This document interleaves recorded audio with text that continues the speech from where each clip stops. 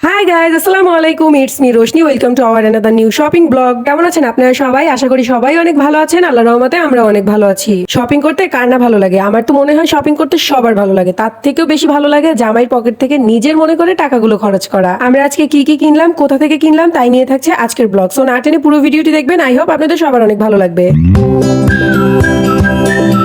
আজকে আমি খুবই খুশি, কারণ আজকে আমি শপিং করতে যাব। তাই গুড্ডুর বাবা অফিস থেকে বাসায় আসার আগেই তাড়াতাড়ি করে আমি আর আমার গুড্ডু রেডি হয়ে বসে আছি। সবকিছুতে লেট হলেও শপিং করতে যাওয়ার আগে রেডি হইতে একটুও লেট হয় না। তখন আরো 5-10 মিনিট আগে রেডি হয়ে বসে থাকি যে কখন গুড্ডুর বাবা আসবে আর তাড়াতাড়ি করে শপিং করতে চলে যাব। এইরকমটা শুধু আমার অবস্থা না, প্রত্যেকটা মেয়েরই এরকম অবস্থা। কারণ প্রত্যেকটা মেয়েরই শপিং করতে খুব বেশি ভালো লাগে, সেটা আমি খুব ভালো করেই জানি। যাই হোক, আমরা রেডি হয়ে নিচে চলে আসছি। আর এই যে দেখেন আমার গুড্ডু, সে নিচে আসলে ড্যাং ড্যাং করে নিজের মতো করে হাঁটতে থাকে। কোনো চিন্তা নাই, ভাবনা নাই, কিছু নেই। আমরা নিচে এসে দেখি গুড্ডুর বাবা অলরেডি বাসার সামনে চলে আসছে। তবে ইদানিং প্রচুর গরম পড়তেছে, যার জন্য গুড্ডুর বাবার বার্থডের পর থেকে আর গুড্ডুকে নিয়ে বের হওয়াও হয়নি। তাই ভাবলাম একটু কেনাকাটা করে আসি, আমারও কাজ হবে আর গুড্ডুরও একটু ঘোরা হবে। দেখতে দেখতে আমরা চলে এলাম চিটাং টেরি বাজার। আজকে আমি এখানে আসছি মূলত একটা শাড়ি কেনার জন্য। এখানে এসে দেখি বেলপুরি, তাই আগে একটু বেলপুরি খেয়ে নিলাম মা ছেলে মিলে। তারপর চলে এলাম শাড়ি দেখতে। শাড়ি কেনার জন্য টেরি বাজার হচ্ছে একদম পারফেক্ট একটা প্লেস। শুধু শাড়ি না, ব্রাইডাল ড্রেস থেকে শুরু করে সবকিছু পেয়ে যাবেন এখানে ইজিলি। যেমন শাড়ি, লেহেঙ্গা, থ্রি পিস সবকিছু,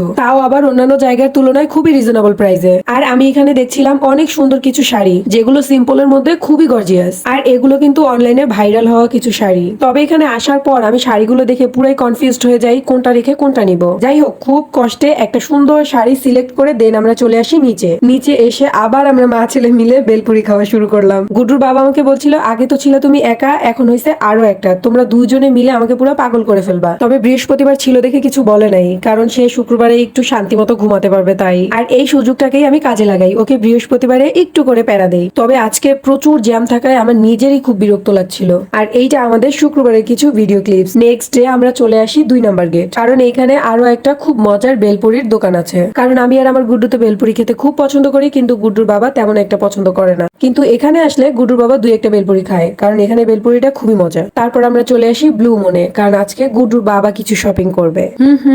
আমি কিছু কিনতে আসলেই সমস্যা, আর যখন নিজে কিনতে আসে তখন আর কোনো সমস্যা নেই। আরে একটু দুষ্টামি করলাম। আসলে গুড্ডুর বাবা স্বেচ্ছায় নিজেই কিছু কিনতে চায় না, আজকে আমি ওকে জোর করে এখানে নিয়ে আসছি।